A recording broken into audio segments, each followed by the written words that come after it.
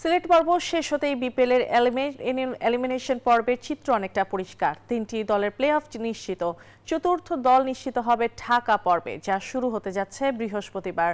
আসলে সিলেট পর্ব ব্যাটিংয়ের পাশাপাশি বোলিংও দাপট বাংলাদেশিদের।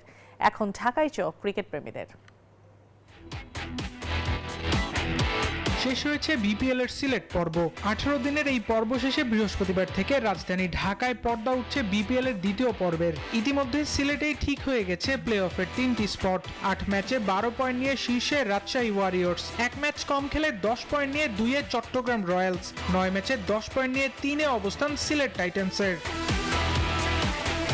তবে উত্তেজনা এখনো শেষ হয়নি। দুর্দান্তভাবে আসর শুরু করার পর টানা 3 ম্যাচ হেরে ব্যাকফুটে রংপুর রাইডার্স। 8 পয়েন্ট নিয়ে টেবিলে 4-এ অবস্থান নুরুল হাসান সোহানের দলের। প্লে অফে জায়গা পেতে ঢাকা পর্বে জয়ের বিকল্প নেই তিস্তাপাড়ের দলটির সামনে।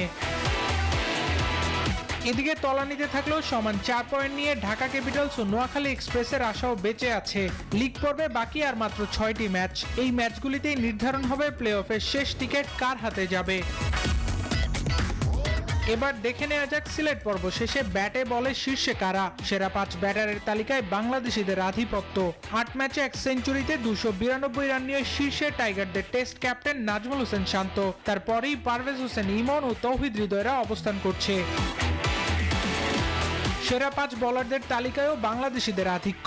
14 উইকেট নিয়ে হাসান মাহমুদ সবার উপরে। সমান 13 উইকেট নিয়ে 2, 3 ও 4 নম্বরে অবস্থান শরীফুল, মুস্তাফিজ ও রিপন মন্ডলের। 1 উইকেট কম নিয়ে 5-এ অবস্থান করছে সিলেট টাইটান্সের নাসুম আহমেদ।